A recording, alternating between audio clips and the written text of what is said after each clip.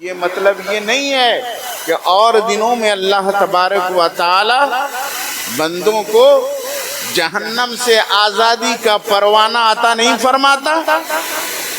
ہر دن اپنے بے شمار بندوں کو اللہ تبارک و تعالی جہنم کی آگ سے نجات کی سند عطا فرماتا ہے، پروانہ عطا فرماتا ہے. لیکن آخر کے 10 دنوں میں اللہ تعالیٰ کی یہ مغفرت کا سلسلہ بہت زیادہ تیز ہو جاتا ہے، اور بیچ کے 10 دنوں میں اللہ کی خاص مغفرت ہوتی ہے. تو اللہ کے پیارے نبی صلی اللہ تعالی علیہ وسلم نے یہ 3 حصوں میں جو رمضان المبارک کے مہینے کو تقسیم فرمایا ہے، اس کا مقصد کیا ہے؟ مقصد یہ ہے، یہ ابتدا کے یہ پہلے جو 10 دن ہیں، ظاہر بات ہے کہ بندے 11 مہینے تک کھاتے پیتے رہتے ہیں، وہ بھوکے رہنے کے عادی عام طور پر نہیں ہیں. 11 مہینے کی عادت کھانے پینے کی ہے. اب 1 مہینہ رمضان کا بھوکا پیاسا رہنا ہے پورے دن. تو جیسے ہی رمضان کا مہینہ شروع ہوتا ہے تو عادت ایک بیگ بدل جاتی ہے نا، ایک بیگ چینجنگ آ جاتی ہے. جب چینجنگ آئی تو تکلیف بڑھے گی کہ نہیں؟ عادت کے خلاف آدمی کرے گا تو تکلیف بڑھے گی، اور جب تکلیف بڑھے گی تو اللہ کی رحمت کی ضرورت زیادہ ہے، اللہ کی رحمت اور مہربانی کی ضرورت زیادہ ہے. تو اس لیے شروع کے 10 دنوں میں اللہ تعالیٰ نے رحمت کے لیے رکھا. یہ 10 دنوں میں بندوں کو جب مشقت ہوگی، پریشانی ہوگی، تو اللہ تبارک و تعالیٰ کی خاص رحمت کی ان کو ضرورت ہے. اس لیے پیارے نبی نے یہ ارشاد فرمایا کہ پہلے کے 10 دنوں میں اللہ تبارک و تعالیٰ کی خاص رحمت اس کے بندوں پر نازل ہوتی ہے کہ اسی کی رحمت ہی تو ہے کہ 11 مہینے کی عادت ہماری بدل جاتی ہے. اب صبح سے شام تک نہ ہم کھاتے ہیں نہ پیتے ہیں، اور ہمارا حال یہ ہوتا ہے کہ اللہ تبارک و تعالیٰ کو اس حال میں بھی ہم یاد کرتے ہیں، اللہ تبارک و تعالیٰ کی عبادت میں ہم مصروف رہتے ہیں. یہ اللہ کی خاص رحمت ہی تو ہے، اس کی مہربانی ہی تو ہے. اور جب مشقت ہوتی ہے نا، پریشانی ہوتی ہے، تو ہر پریشانی کے بعد انعام ملتا ہے، ہر پریشانی کے بعد حل ملتا ہے. جب آدمی تکلیف اٹھاتا ہے نا تو تکلیف کے بعد آسانی آتی ہے، اس کا پھل ملتا ہے. تو اللہ تبارک و تعالیٰ نے یہ جو 10 دن اللہ تبارک و تعالیٰ کے لیے جو ہم نے یہ 10 دن مشقت کے ساتھ روزے رکھے، اپنے 11 مہینے کی عادت ہم نے بدل دی، تو اللہ تبارک و تعالیٰ کا انعام کیا مل رہا ہے؟ اب پہلا اشارہ ختم ہوا، مشقت کا کہ دن ختم ہو گئے. اب اللہ تبارک و تعالیٰ ہمیں پھل عطا فرما رہا ہے، نتیجہ دے رہا ہے، انعام دے رہا ہے. تمہارے گناہوں کو میں بخش رہا ہوں، مغفرت کا اعلان فرما رہا ہے. اور اس کے بعد آخری رمضان آتے آتے بندوں کو مغفرت کا پروانہ مل جاتا ہے، جہنم سے آزادی کا پروانہ مل جاتا ہے.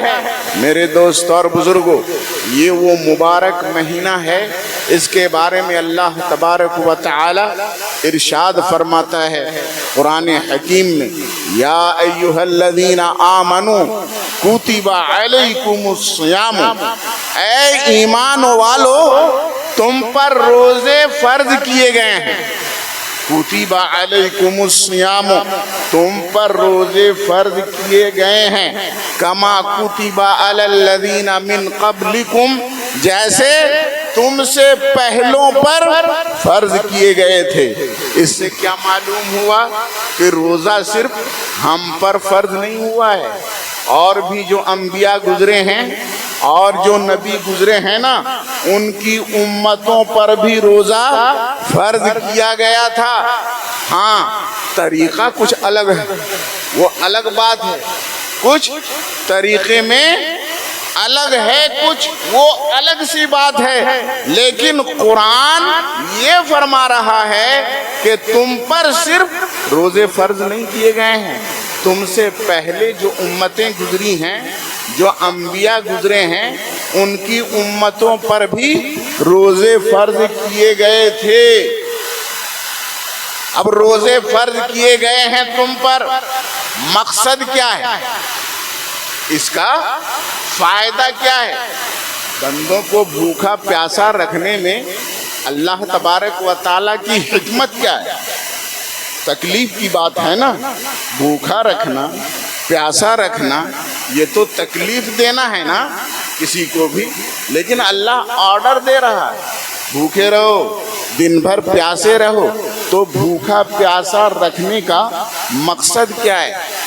دیکھیے کبھی کبھی ایسا ہوتا ہے نا کہ بچے کو آپریشن اس کا کرنا ہے، کبھی اس کی جانچ کرنی، ڈاکٹر کے یہاں لے جانا ہے، تو کہا جاتا ہے کہ اس کو صبح سے لے کر کے جب تک جانچ نہ ہو جائے اس کو کھانے نہ دیا جائے۔ تکلیف ہو رہی ہے کہ نہیں؟ آپ اپنے بیٹے کو کھانے نہیں دے رہے ہیں، تو یہ مقصد تو نہیں ہے کہ تکلیف پہنچایا جائے، پریشانی پہنچائی جائے، یہ مقصد تو نہیں ہے نا۔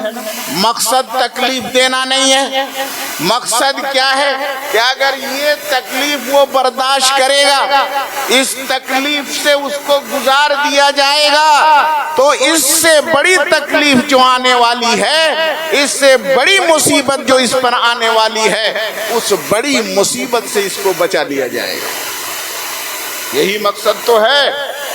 اس لیے اللہ تبارک و تعالی اپنے بندوں کو 1 مہینے تک بھوکا پیاسا رکھتا ہے، کیونکہ بھوکے پیاسے رہنے میں نفس کمزور ہوتا ہے، نفس کمزور ہوتا ہے، شہوت کم ہوتی ہے، تقوی پیدا ہوتا ہے۔ اللہ تبارک و تعالی یہی چاہتا ہے کہ بندوں کو 1 مہینے تک بھوکا پیاسا رکھا جائے۔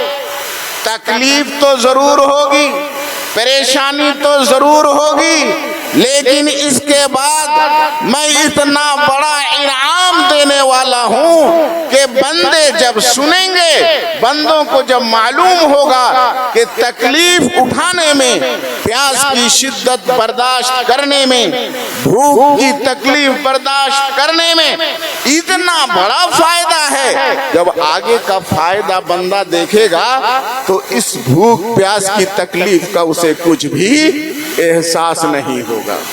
اس لیے کہ اس کے آگے رب کا بڑا انعام ہے، وہ کیا ہے؟ وَآخِرُهُ نَجَاتٌ مِّنَ النِّيرَانِ۔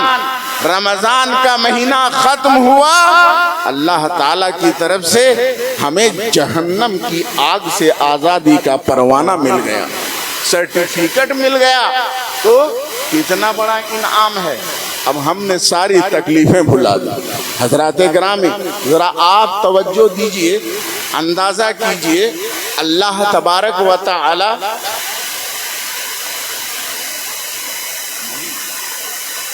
موئز شیخ کی بیوی نے ان کے شوہر کے نام سے 2000 روپیہ مسجد میں دان کیا ہے۔ مولا تبارک و تعالی قبول فرمائے، اور جناب موئز شیخ کو اللہ تعالی جنت الفردوس میں جگہ نصیب فرمائے، اس ماہ رمضان کی برکت سے اپنی رحمتیں نازل فرمائے۔ حضرات گرامی، اللہ تبارک و تعالی جو فرما رہا ہے، تھوڑا سا اس کلام کا انداز دیکھیے، یا ایھا الذین آمنوا، اے ایمان والو، ایمان لانے والوں سے اللہ فرما رہا ہے، تو ایمان والے ہو تمہیں سے ہم بولیں گے، جو ایمان والے نہیں ہیں ان سے نہیں بولنا ہے، ان سے تو یہ بولنا ہے پہلے ایمان لاؤ، ان سے یہ کہنا ہے پہلے ایمان لاؤ، ایمان لاؤ گے پھر عبادت، ایمان لائے گا کوئی بندہ پھر نماز ہے، پھر روزہ ہے، پھر زکوٰۃ و حج ہے، ایمان ہی نہیں ہے تو اس کے لیے حکم کیا ہے؟ نہ روزہ ہے، نہ نماز ہے، نہ حج ہے، نہ زکوٰۃ ہے۔ اس لیے اللہ نے ایمان والوں سے فرمایا، اے ایمان والو تم پر روزے فرض کیے گئے ہیں، تکلیف تو ضرور ہوگی لیکن اس سے پہلے جو امتیں گزری ہیں، جو انبیاء کی امتیں گزری ہیں نا، ان پر بھی روزے فرض کیے گئے تھے، صرف یہ تم پر نہیں، تم سے پہلوں پر بھی روزے فرض کیے گئے تھے۔ اور روزے فرض کرنے کا مقصد کیا ہے؟ لعلکم تتقون، تاکہ تم پرہیزگار بن جاؤ، تاکہ تم تقوی والے بن جاؤ، متقی بن جاؤ، اللہ تبارک و تعالیٰ کا ڈر تمہارے دل میں پیدا ہو جائے، اللہ تبارک و تعالیٰ کی فرما برداری کرنے لگو، تقوی حاصل کرو۔ مقصد یہ ہے، ایک حدیث پاک میں آیا ہے، اللہ کے نبی صلی اللہ تعالی علیہ وسلم نے ارشاد فرمایا ہے کہ شیطان کے راستے کو بند کرو، شیطان کے راستے کو بند کرو۔ تمہارے پاس جو شیطان آ جاتا ہے، ایک حدیث میں ہے نا کہ شیطان تمہارے رگوں میں دوڑنے والے خون کے ساتھ وہ دوڑتا رہتا ہے، یجری من الانسان مجری الدم، خون کے دوڑنے کی طرح تمہارے اندر شیطان دوڑتا رہتا ہے، تمہیں بہکاتا ہے، وسوسے میں ڈالتا ہے، شک اور شبہات پیدا کرتا ہے۔ تو اب شیطان کے راستے کو تم کو اگر بند کرنا ہے تو اللہ کے نبی نے نسخہ دیا ہے، اللہ کے نبی نے طریقہ بتایا ہے۔ شیطان کے راستے کو بند کرنا چاہتے ہو تو بھوکے رہو، پیاسے رہو، بھوکا پیاسا رہنے سے شیطان کا راستہ بند ہو جاتا ہے۔ آدمی جب زیادہ کھائے گا پیے گا، اچھی اچھی غذائیں استعمال کرے گا تو بولو نفس کی خواہش زیادہ پیدا ہوگی کہ نہیں؟ شہوت زیادہ پیدا ہوگی کہ نہیں ہوگی؟ تو اللہ نے منع نہیں کیا، اللہ نے انعام دیا ہے، کھاؤ پیو، یہ اس کی نعمتیں ہیں، لیکن اس کھانے کا نتیجہ غلط نہ ہونے پائے۔ کھاؤ، شہوت پیدا ہو، شہوت کو روکو، اور شہوت کو روکنے کا راستہ کیا ہے، طریقہ کیا ہے؟ نبی نے فرمایا کہ بھوک اور پیاس کے ذریعے سے تم شیطان کے راستے کو بند کرو۔ اس لیے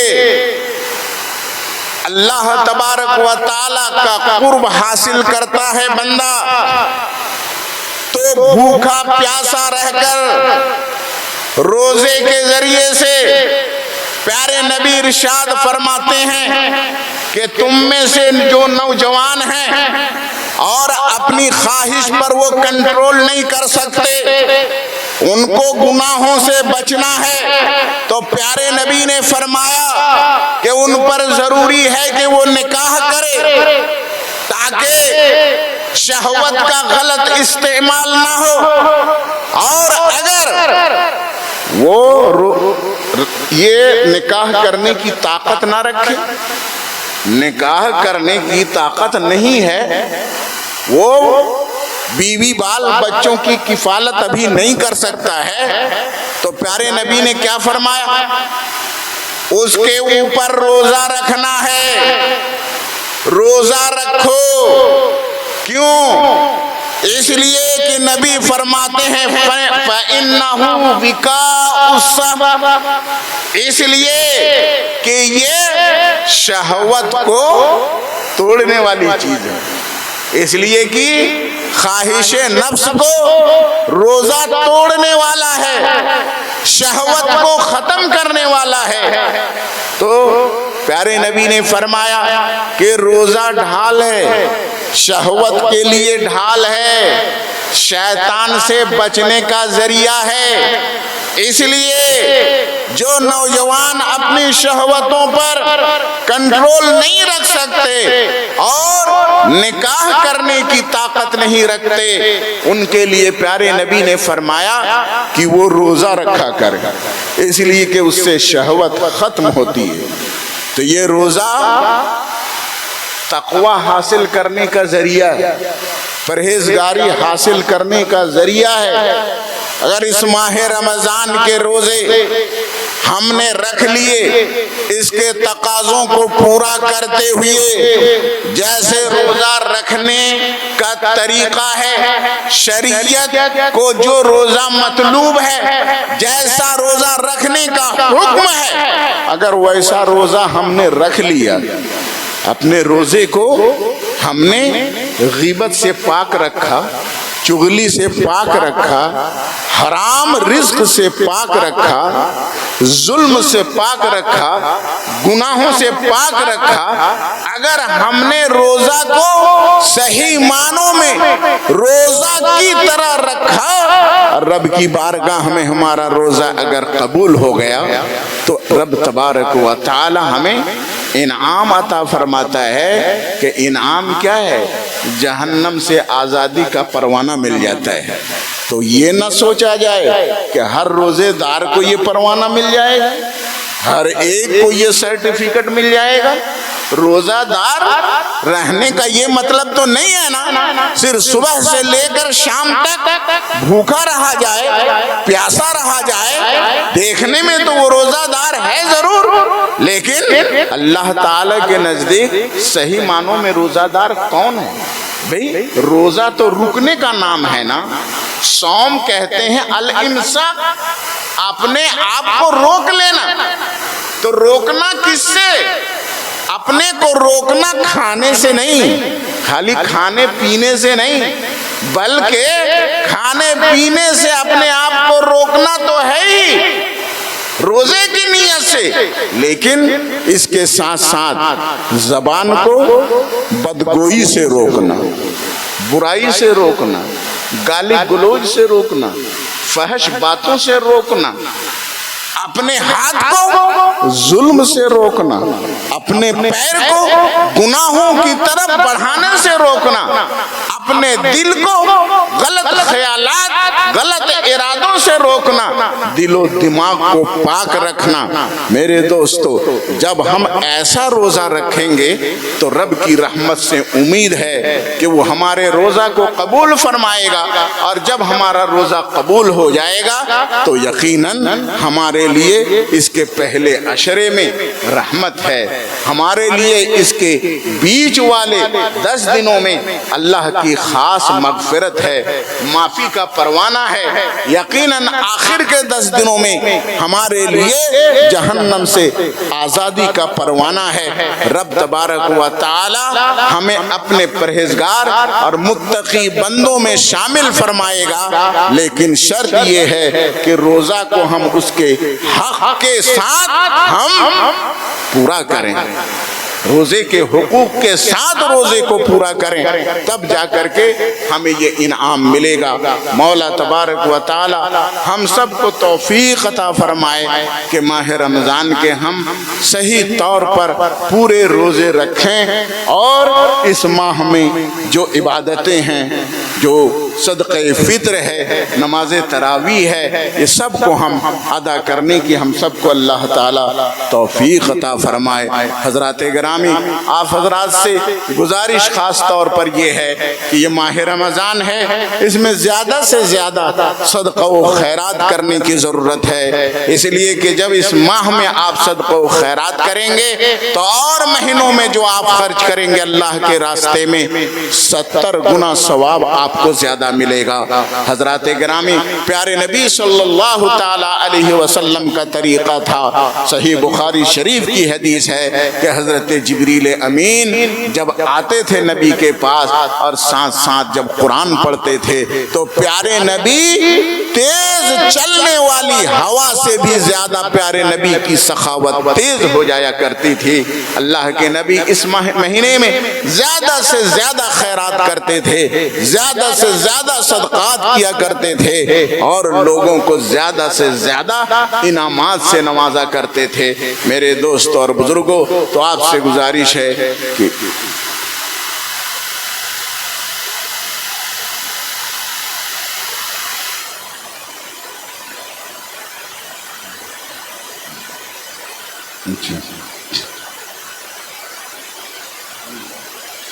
بہت اچھی بات ہے، اچھی خبر ہے کہ ہماری آبادی کے ہمارے وہ نوجوان جو بامبے میں کام کرتے ہیں، مزدوری کرتے ہیں، کاروبار کرتے ہیں، اللہ تعالیٰ نے ان کو توفیق دی اور یہ بہت بڑی بات ہے۔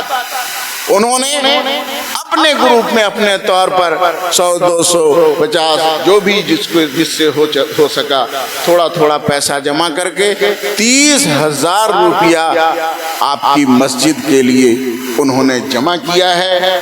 آپ حضرات ان کے لیے دعا کریں کہ اللہ تبارک و تعالیٰ ان کے اس جذبے کو سلامت رکھے اور ان کو بہتر سے بہتر دنیا اور آخرت میں اس کا بدلہ عطا فرمائے، ان کی اس امداد کو اللہ تعالیٰ قبول فرمائے۔